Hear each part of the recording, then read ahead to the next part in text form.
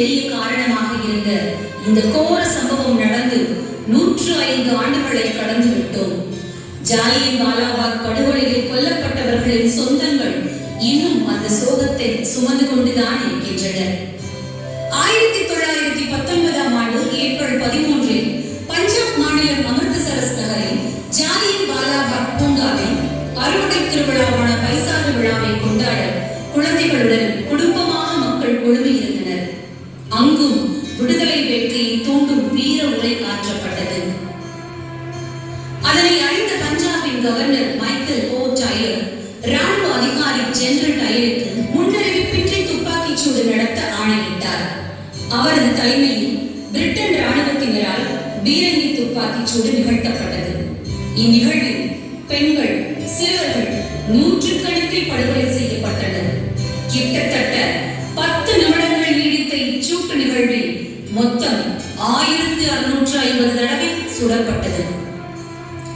கண்ணிமைக்கும் நேரத்தில் நடந்தேறிய அந்த கொடூரத்தில் சுமார் 1000 பேர் இறந்தார்கள். 2000க்கும் அதிகமானோர் குற்றுயிரும் கொலையுயிருமாக துடிதுடித்தனர். இந்திய வரலாற்றில் நடந்த மாபெரும் சோகம் இது. இறந்து மடிந்த உடல்கள் இரத்த வெள்ளத்தில் மிதந்தன. துப்பாக்கிச் சூட்டிலிருந்து தப்பிக்க பலரும் தங்கள் குழந்தைகளுடன் அங்கிருந்து கிணற்றுக்குள் குதித்தனர். அந்த கிணறும் பிணக்குவியல்களால் நிரம்பியது. தப்பி பிழைத்தவர்கள் நடக்க முடியாமல் வீதியில் விழுந்து கிடந்தனர். இதற்கு ஜெனரல் டயர் சொன்ன பதில் என்ன தெரியுமா? நான் அறிந்தே செய்தேன். துருப்புகளோடு சேர்ந்து நானும் என் துப்பாக்கியால் சுட்டேன். பிரிட்டிஷ் அரசு என்றால் இந்தியர்கள் நடுங்கி நிற்க வேண்டும் என்பதற்காகவே இதனை செய்தேன். இதில் எனக்கு எந்த வருத்தமும் இல்லை என எந்த குற்ற உணர்ச்சியும் இன்றி பதில் சொன்னார் ஜெனரல் ஓ டயர்.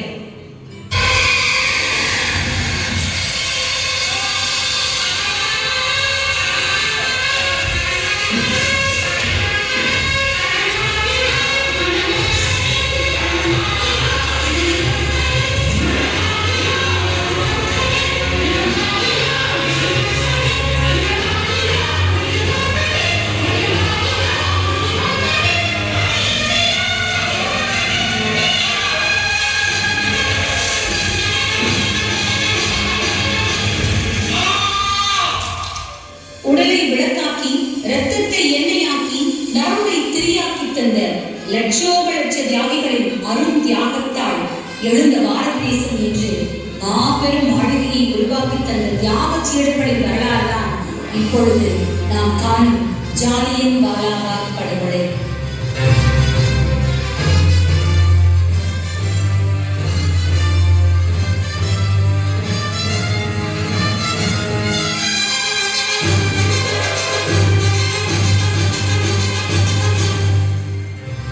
இப்பேற்பட்ட கொடுங்கோல் ஆட்சியில் இருந்துதான் அகிம்சையாயிர வேண்டிய காந்தி, தூக்கு கயிற்றை முத்தமிட்ட பகத்சிங், இந்திய சட்டத்தின் நாயகன் அம்பேத்கர், எழுத்தாள் புரட்சி செய்த பாரதி, சுதேசி கப்பல் வெட்ட வ.உ.சி., மூச்சை விட்டாலும் கொடியை விடாத திருப்பூர் குமரன், இப்படி எண்ணற்ற தியாக மரபர்கள் பலர் தங்கள் இன்னுயிரை, சொந்த வாழ்க்கையை, சொத்து சுகங்களை இழந்து பன்னெடுங்காலம் போராடி பெற்றதுதான் இந்த சுதந்திரம் என்பது வரலாறு.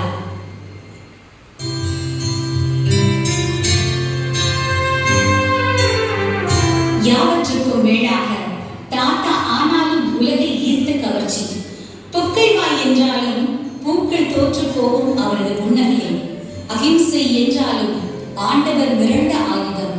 ஆம், அந்த பொக்கைவாய் கடவுளின் ஆயுதமான அன்பையும் அகிம்சையும் சத்தியத்தையும் போராடி பெற்ற சுதந்திரத்தையும் பேணி பாதுகாப்பது இளைஞர்களாகிய உங்கள் ஒவ்வொருவருடைய கடமை.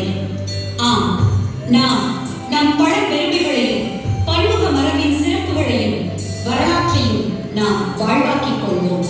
விடுதலை வீரர்களின் தியாகமும் வீரமும் யாவருக்கும் உரியனே என்பதை மறவோம். வந்தே மாதரம். ஜெய்